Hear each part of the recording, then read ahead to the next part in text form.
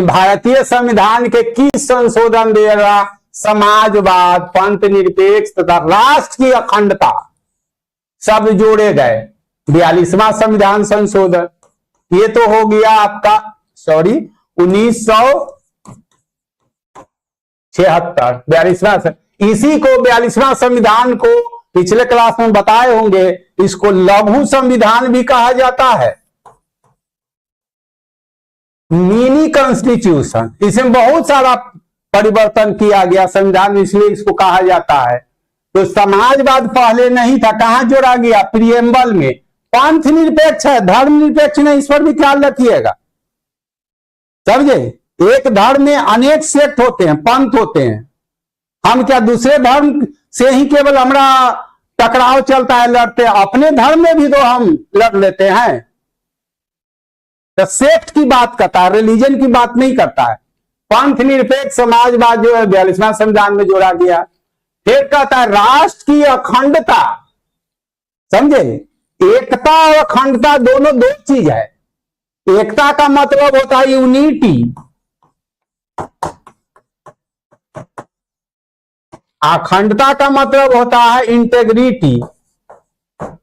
अखंडता का मतलब होता है इंटेग्रिटी, समझे? तो एकता का मतलब जो हम है, हम अपने समाज में एक जातीय को मान लिए, हम एक जाति एक जगह रहेंगे तो कोई दूसरा कुछ नहीं करेगा। लेकिन केवल हमने एक होने से राष्ट्र का निर्माण नहीं होगा, दूसरे समुदाय, दूसरे जात के लोग हैं, उसको भी एक रहना पड़ेगा। तो एकता की जगह पर अखंडता शब्द, राष्ट्र की अखंडता शब्द जोड़ा गया। ये ख्याल रखिएगा, इसका इंटेग्रिटी होता है। एकता अखंडता में क्या था? अपनों के बीच, क्या जाति हो या धर्म हो या कोई समाज हो, कोई वर्ग हो, तो उसी को कॉज ऑफ नेशन, जिसको राष्ट्र के निर्माण के, उसको भी एक होके केवल होना जरूरी नहीं है। दूसरे संप्रदाय के, दूसरे जाति, दूसरे वर्ग, दूसरे समुदाय के लोग हैं, उसको भी साथ लेके चलना पड़ेगा, तब हम मजबूत होंगे। एकता अखंडता में ही है। तो ये तो आप जानते हैं, समाजवाद, पंथ निरपेक्ष जो जोड़ा गया वो 42वें संविधान संशोधन 1976 के। आपका क्वेश्चन तो ये हो गया। और ये 44वें पिछले क्लास में बताए, 44वें संविधान संशोधन के तहत मूल अधिकार की संख्या जो मूल संविधान में 7 थी, संपत्ति के अधिकार को 46वें संविधान से 1978 द्वारा इसको लीगल राइट, इसको कानूनी अधिकार कर दिया गया। 44वें संविधान संशोधन के द्वारा ही जो लोकसभा और विधानसभा का कार्यकाल जो ये 42वां में जो 6 वर्ष कर दिया गया था, 44वां में जाके 1978 में फिर 5 वर्ष कर दिया गया। अभी वर्तमान में जो हम लोग चुनाव होता है राज्य स्तर पर विधानसभा का या केंद्र स्तर लोकसभा का, ये 44वीं के तहत 5 वर्ष पर होता है। इसे 6 वर्ष कर दिया था, इसलिए मिनी कॉन्स्टिट्यूशन इसको कहा जाता है। 61वां संविधान संशोधन जो है 1988 का है।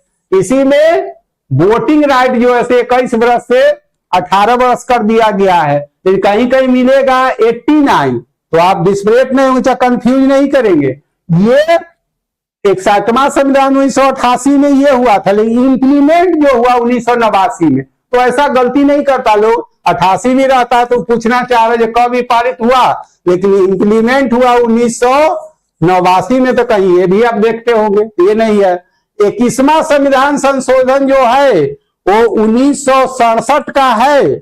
इसी के तहत मूल संविधान में 8वीं अनुसूची में भाषाओं की संख्या केवल जो 14 थी, और 21वां संविधान संशोधन 1967 के तहत सिंधी को 8वीं अनुसूची में एक नया भाषा जोड़ दिया गया। इस कारण 21वां संविधान 1967 के तहत 8वीं अनुसूची में क्षेत्रीय भाषाओं की संख्या 14 से बढ़कर 15 हो गई। सारा कुछ बोल दिए। देखिए, मूल कर्तव्य, फंडामेंटल ड्यूटीज की संख्या, आंसर जो होगा ये नहीं होगा, ये होगा आपका आंसर। कहता है मूल संविधान में, तो मूल संविधान में मौलिक कर्तव्य की संख्या कितनी थी? एक भी नहीं, समझे? जो अभी लिखे हैं 42वां संविधान संशोधन, जिसको लघु संविधान कहता है, तो उसका कारण यही है कि मूल संविधान में मूल कर्तव्यों की संख्या मतलब एक भी नहीं थी। हो गया। तो ये 10 जो हुआ 42nd अमेंडमेंट 1976 के तहत, 42वें संविधान संशोधन 1976 के तहत ये मूल संविधान में मूल कर्तव्यों की संख्या 10 की गई। समझ में आ गया। वर्तमान में जो अभी है वह 11 है। तो 10 से 11 जो हुआ, माने अर्थात 10 से 11 जो हो गया मूल कर्तव्य वर्तमान में अभी जो है, ये 86वां संविधान संशोधन के तहत हुआ है। 2002 के तहत जो है, क्या क्या क्वेश्चन इससे और भी कुछ बोलेंगे इसमें। और मूल संविधान में फंडामेंटल ड्यूटी की संख्या कितनी थी, तो एक भी नहीं। हो गया। वर्तमान में कितना है, तो 11। 42वां संविधान संशोधन के तहत भारतीय संविधान में फंडामेंटल ड्यूटीज को, मौलिक कर्तव्यों को जोड़ा गया, तो उस समय उसकी संख्या कितनी थी, 10। हो गया। 86वां संविधान संशोधन के तहत एक कर्तव्य और भी जोड़ दिया गया, जिससे वर्तमान में मौलिक कर्तव्यों की संख्या 11 है। 14 से तो इसका कोई तात्पर्य नहीं है। हो गया।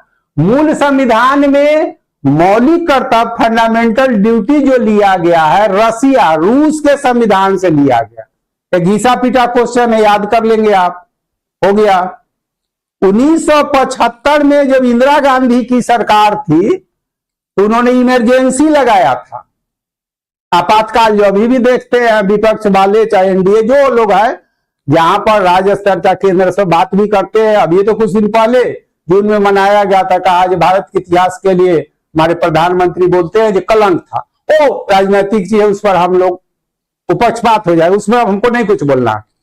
तो उसी समय जो है से भारत के संविधान में जो है 1975 में इमरजेंसी लगता है, तो उसी में कहता है कि कर्तव्यहीन था, खाली अधिकार के बात इंदिरा जी की है।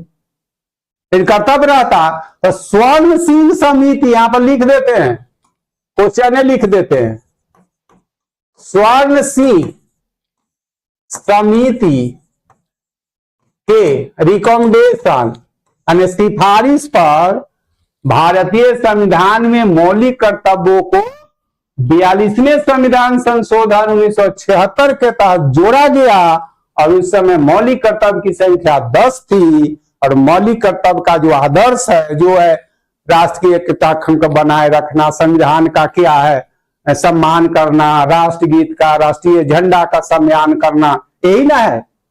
देश की अखंडता एकता को बरकरार रखना, ऐसा कुछ बात देश की सेवा में लीन हो जाते हैं। जैसे अभी देश की जरूरत होगी, अनुच्छेद 23 जो कहता है बेगार लेबर, फोर्स लेबर की बात नहीं करता है, कहता है ये प्रोहिबिटेड, रोका हुआ है, ये कानूनी क्या है, गलत है। लेकिन अगर राष्ट्र को जरूरत होगी, हमको ऊपर से बिहार सरकार, केंद्र सरकार कहती है कि आपको कहती है युवा ऐसे चलो, देश के एकता अखंडता के लिए जान, चाहे कुछ करना है, अभी फ्लड आ जाए तो कहीं रोड बनाना है, तो सरकार का आदेश होगा, तो उस समय आप क्या करते हैं, पैसा लेके थोड़ी करते हैं। कहता है कि भाई नहीं होगा तो मेरा जिला होगा, देश होगा, बर्बाद हो जाएगा, तो उसको फोर्स लेबर में काउंट नहीं किया जाता है। तो अगर देश की जरूरत होगी, राष्ट्र की जरूरत होगी, तो उस समय अगर वो कहेगा तो हम योगदान करेंगे एकता अखंडता के लिए, देश की रक्षा के लिए, यही मेरा कर्तव्य है। लेकिन रिटन एग्जामिनेशन दीजिएगा तो मौलिक कर्तव्य का जो वर्णन किया गया है हमारे संविधान में, अभी 11 है, तो उसको इन्फोर्सेबल मतलब वो उसको क्या कहिए, कानूनी उसको क्रियान्वित नहीं है। कोर्ट में अगर हम अपना कर्तव्य नहीं निभाते हैं तो इसलिए कोर्ट हम पर सजा नहीं कर सकती है कि आपने तुम मौलिक कर्तव्य क्यों नहीं अपना निभाया।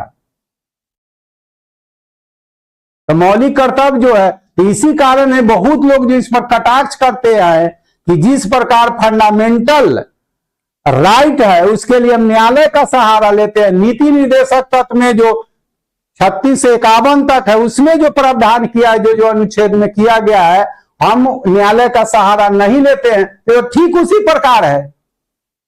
तो मौलिक कर्तव्य तो जोड़ दिए हैं, लेकिन इसको क्रियान्वित करने के लिए कोई कानून नहीं बना हुआ है। तो इसलिए व्यंग कहते हैं जिस प्रकार नीति निर्देशक तत्व जो है से यूजलेस कुछ लोग बताते हैं, उसी प्रकार से इसको भी बताते हैं।